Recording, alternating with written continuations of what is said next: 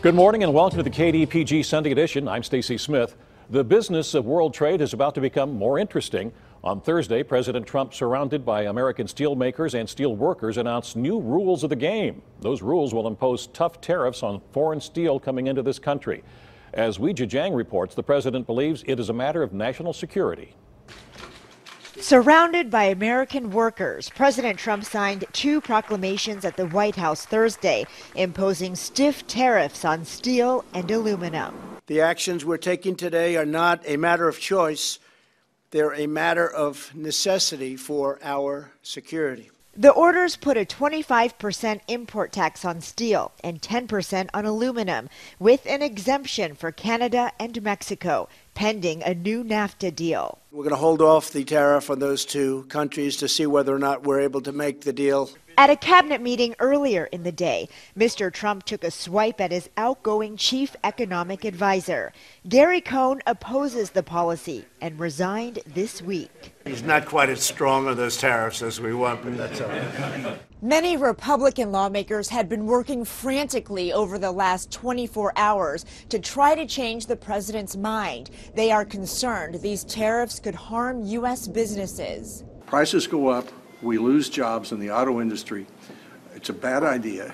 Republican Senator Susan Collins says there may be trade retaliation from other countries. That might produce the opposite effect of what the president is trying to achieve. President Trump says the tariff plan includes a provision allowing any country with a security relationship with the U.S. to discuss its impact with him. The policy is expected to take effect in 15 days. Weijia Jiang, CBS News, the White House. As mentioned there, reacting to the president's policy on tariffs, his chief economic advisor, Gary Cohn, quickly announced that he is leaving his position in the administration. This morning on the KDPG Sunday edition, what the imposition of tariffs on foreign goods might mean for American industry and the cost of living. Later in this broadcast, you will hear the thoughts of Jay Sukitz, the University of Pittsburgh Katz Graduate School of Business. But now we welcome two other guests. Dr. Gus Faucher is a Senior Vice President and Chief Economist for PNC Financial Services Group. And Dr. Xiaowen Yeltikin is Professor of Economics at Carnegie Mellon University's Tepper School of Business. And she is also the Senior Associate Dean of Education at the Tepper School at CMU. David Trimman, the Executive Editor of the Pittsburgh Post-Gazette, is away this week. So John Allison, the Editorial Page Editor, joins us for this morning's discussion. Well, thank both of you for being here on the KDPG Sunday edition. Welcome for the first time to you, and welcome back to you guys. Thank you. Politics aside, because this move has reaction from both sides of the political aisle. So strictly looking at this as economists, what's your take on these tariffs that the president wants to impose or is going to impose? In general, raising tariffs is not a good idea. We've seen historically, as world trade has expanded, tariffs have come down to make world trade expand. Consumers gain, certainly. A lot of industries gain. Typically, on average, looking at aggregate across the country, rising tariffs is a really bad idea. Tariffs are redistributive. Some people are going to gain, some people are going to lose. So we have to look at the trade-off, and we have to sort of think about the total effect, the net effect. I want to get into who might gain and who might lose on this in just a second, but Gus, your take. These are a small part of the U.S. economy. We're talking, much less than 1% of the U.S. economy. So the overall economic impact is going to be pretty small. The concern is that this is part of a rising tide of protectionism both here and abroad, that this could restrict global trade flows and that could slow U.S. growth and global economic growth. We'll get into maybe a national security angle of this in a moment, but Xiaowen, if we hear from those who are in favor of these tariffs, such as the president, they will tell you that when America ships cars to China, there's a higher tax than on any tax of their cars they might ship to this country. Same thing with European. Apparently when the motorcycles, the Harley Davidson that are made in Wisconsin, are shipped to China or maybe one other country, it's 100% tax on those motorcycles, and if those motorcycles come into this country, there's no tax on them. So people are saying that it's not a level playing field.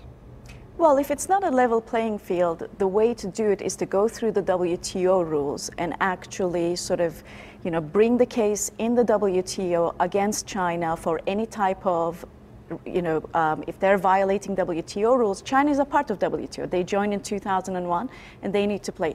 Escalating it unilaterally is not a good idea. I mean, we don't want to sort of rip up the book on world trade that we have taken so long to establish. There are certainly provisions under WTO rules to be able to get China to, it might take a while, but to get China to behave, should that be the case. Hasn't this country already tried to do that?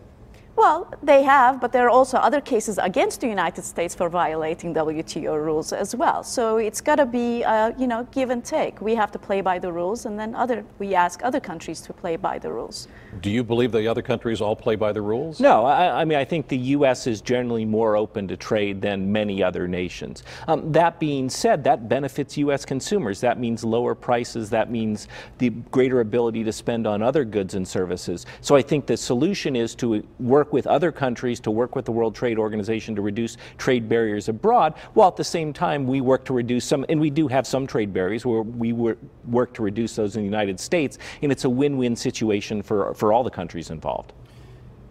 If we think that the steel industry is in some kind of trouble, what kind of steps can be taken to prop it up? If that's the ultimate goal, what would be the best policy to help steel stay strong in the United States?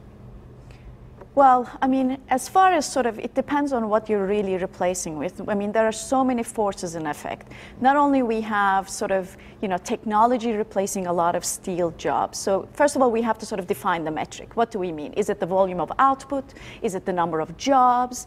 Is it the value of those? Is it the amount of imports and exports we do? We have to define the metric. Once we define the metric, we can have policies. If we're talking about jobs, well, maybe retraining those workers who have been displaced by trade is the right way to go, and not so much trying to prop up with subsidies, with distortionary subsidies, industries that have been on the decline. Do you want to bring in the national security angle, which has been invoked, that we need steel for our defense, we need aluminum for the defense? We don't. Is that? I think that's a valid argument. To the extent that these are used to manufacture goods for defense, that you might want to have some domestic capability, and but again, you work through the rules on that. I think that is a fig leaf here. I think the real concern is about jobs, and I think that the president, when he made the announcement with those steel workers, indicated that. But I think again, we do need to think globally. I think that manufacturing generally output is going up. It's just that we're much more productive, so we need fewer workers to do that,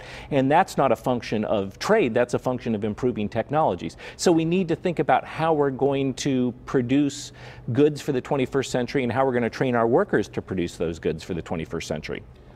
Getting back to the steel and China, because you mentioned China, that the WTO could intervene if the United States pressed this through there.